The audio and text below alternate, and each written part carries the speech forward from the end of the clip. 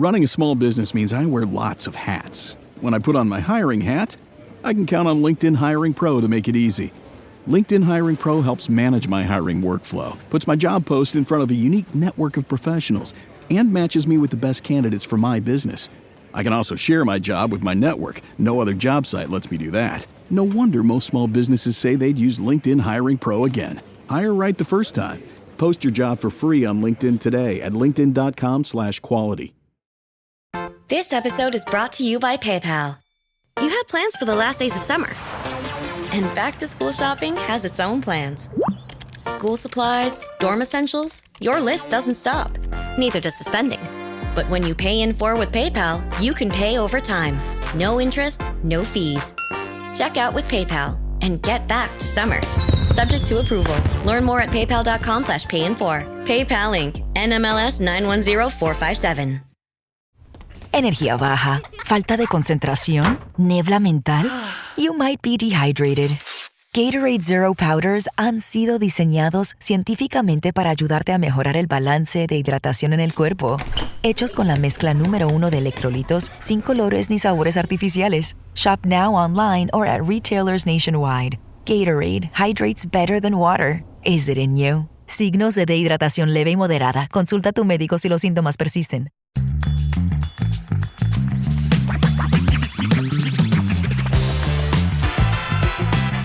Hey everyone, welcome to this edition of Spin, Shuffle, Skip on the There Can Only Be One podcast channel. All right, so every now and then we like to talk about soundtracks, and this week is no different. And we're getting into the vibes here from our movie show, It's Not That Bad, because just yesterday we talked about movies starring Jack Black, and this is one of those movies. We're talking about School of Rock, and here to join me, the pupil of podcast herself, my lovely wife, Carrie. Carrie, how are you doing? I'm always the student. Right? Always learning. All right. So it should be noted that before we get into this podcast, I want to point this out, because this has happened on a few episodes in the past where we've talked about a soundtrack, but have not watched the movie yet. No, but I am intrigued, especially with the sound bites from the soundtrack. So now, this is a movie we don't get to talk about on It's Not That Bad because it's in like the 90%. It's a good movie. We don't watch those here. We don't do that here. To quote Black Panther, we don't do that here. But we're going to talk about the School of Rock soundtrack. Here's a little background information.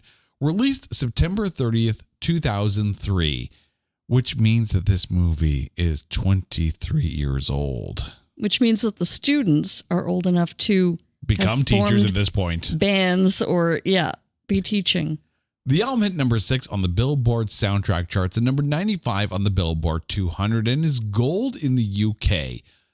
Aside from the cast and fictional bands on this album, it also features songs by The Who, The Doors, Cream, Led Zeppelin, The Black Keys, Stevie Nicks, The Darkness, T-Rex, Ramones, and a band called Wild Rats, which is one of those little supergroups that was put together. At the 46th Grammy Awards, it was nominated for Best Compilation Soundtrack Album, but lost to Chicago, and rightfully so, because let's be honest, you have a good movie based on a musical. That soundtrack is going to win. I don't care what you say. Those are the rules. We just live by them. But what a collection of classic rock bands and tracks on this disc. What I thought was interesting about the soundtrack is the accumulation of the clips from the movie, just to pique your interest enough, the classic rock songs, and of course, the songs done by Jack Black and the students, which I thought were really cute. Yeah. So obviously we're doing 3 songs each, a spin, a shuffle, and a skip. The spin is the song that goes to the head of our class. The shuffle is one that is, it's passing. And the skip is one that needs some remedial work. So Carrie, I'm going to start with you. What is your spin pick from the School of Rock soundtrack? I am spinning and actually, true story, have spun Heal Me, I'm Heartsick by No Vacancy. This song I had never heard before. Well, this is the fictional band from the movie. I listened to it and I was like, oh my God, this is so cool. And it so reminds me of another song. And damned if I know what the song is. So here I am talking about it and everyone's going to be like, so what is it? I don't know.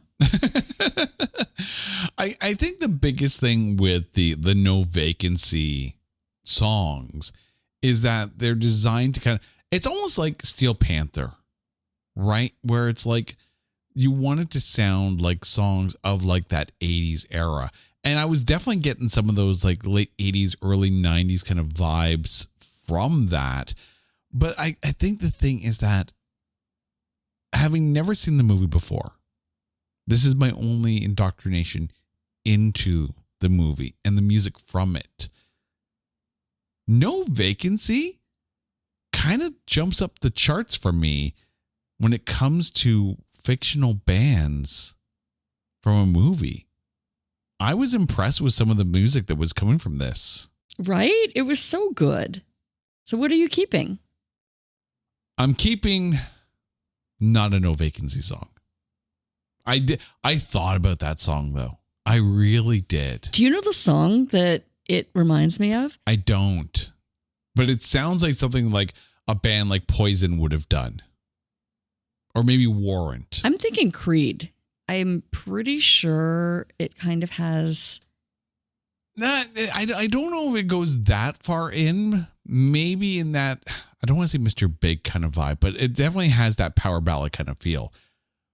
But for my spin pick, I'm going with a legend, with an icon, with someone who just embodies everything that is that 70s, even in that 80s sound. Edge of 17 from Stevie Nicks. I freaking love this song. This is such an iconic guitar riff too, right? It's just that almost like Survivor Eye of the Tiger kind of vibe to the guitar riff. It's an urgent guitar riff, like, and the harmonies on this. Like, you tell me you weren't going, "Ooh, baby, ooh, baby, ooh," and I'll never do that again. I'm so sorry to everyone who is now driving their car off the road in order to make the pain stop from my singing. I apologize, but I'm sorry. When I was listening to this album, this song comes on. That was in my head. All I wanted to do was sing. They wouldn't let me do it on the bus. I freaking love this song. It's such a good song. But I'll agree with you that what they wrote for No Vacancy definitely sticks, because my shuffle pick is Fight from No Vacancy. This is one of the earlier songs on the soundtrack. I was getting some straight up Judas Priest Painkiller kind of vibes from the beat on this song. Like, yes, the one you picked is more the ballady type song. This has got some punch to it.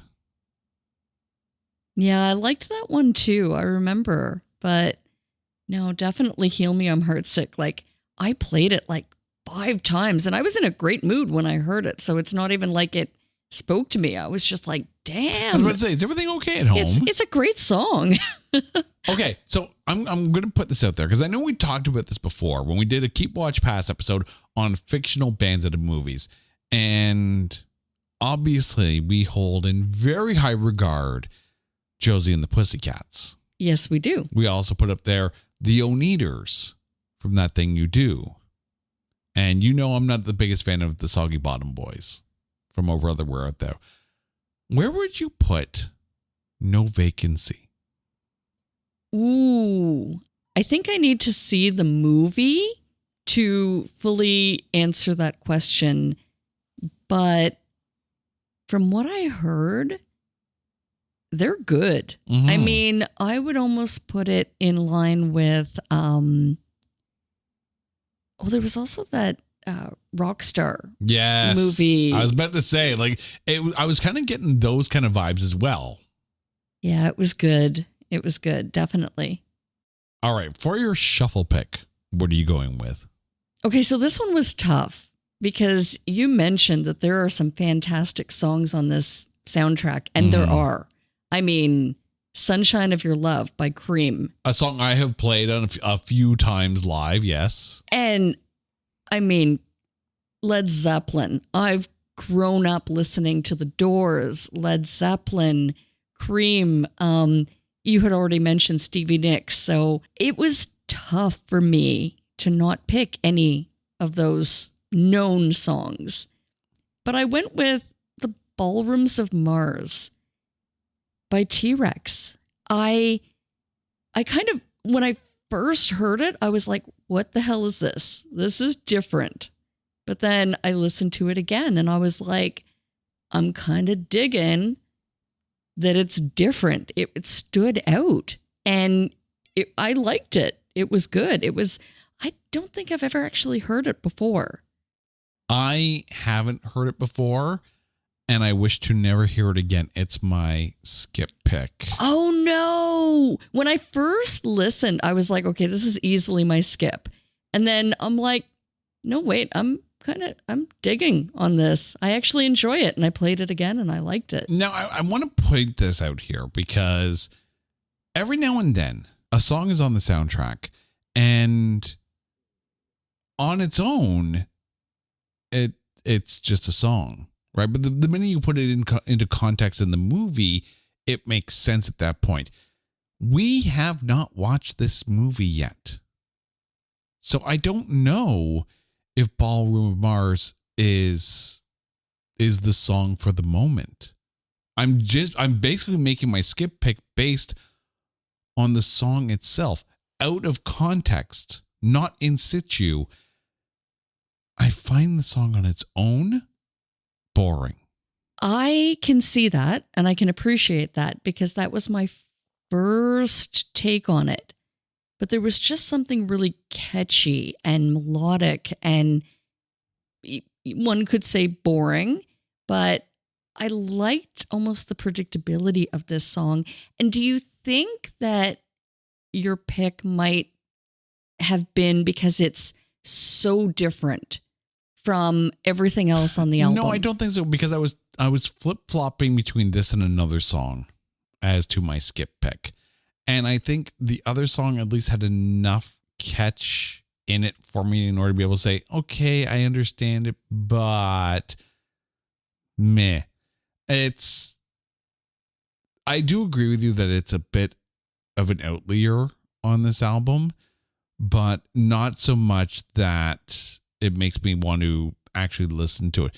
And maybe my pick is different once we've actually watched the film, but as it stands, it's my skip, which means you get to close this out. What is your skip pick?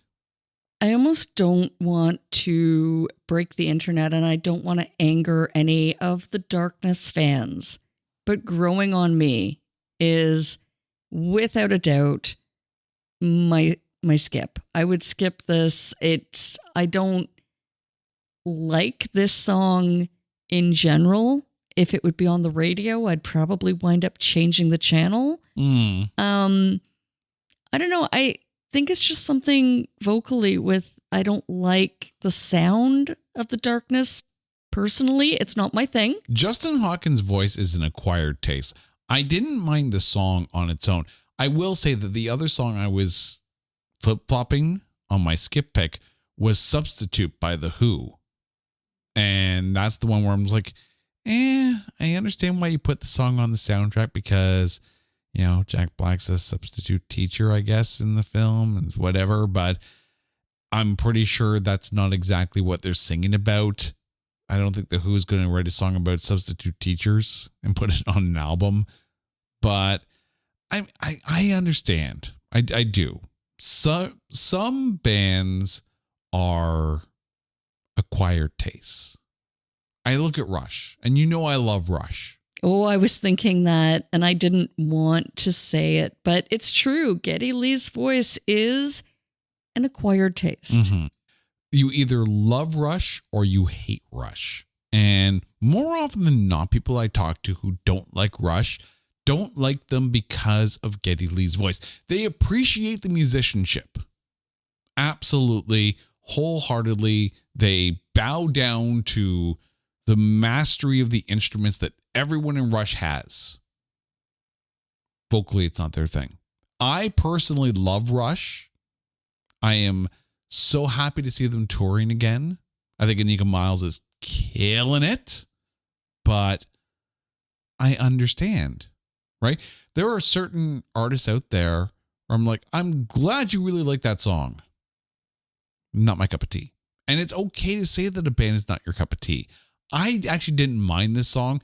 It wasn't in my shuffle arguments, but it wasn't in my skip arguments either.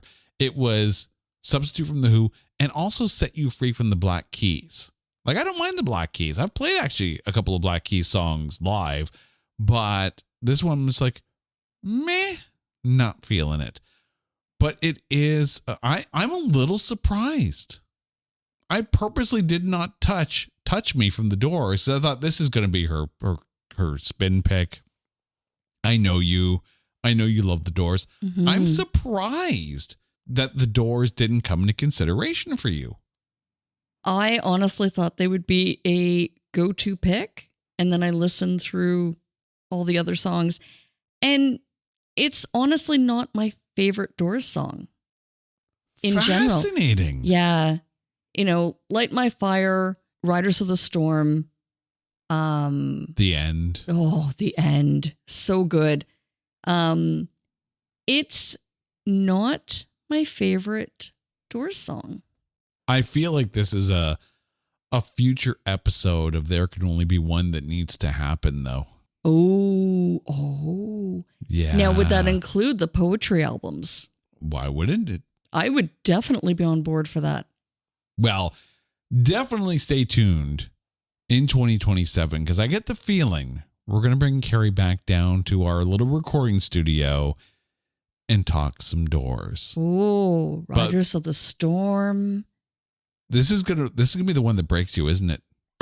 It might. This will be the one where you sit there and go, I have to pick and choose from my favorite children, and one of them's going to be really, really disappointed. I think I'm more afraid of like my picks alarming and frightening people because we alarm and frighten people on a regular basis. How is this going to stop you? The Doors, obviously have their radio play hits, but they have some deep cuts. And yeah, I'm a huge Doors fan. So I may be digging into the deep.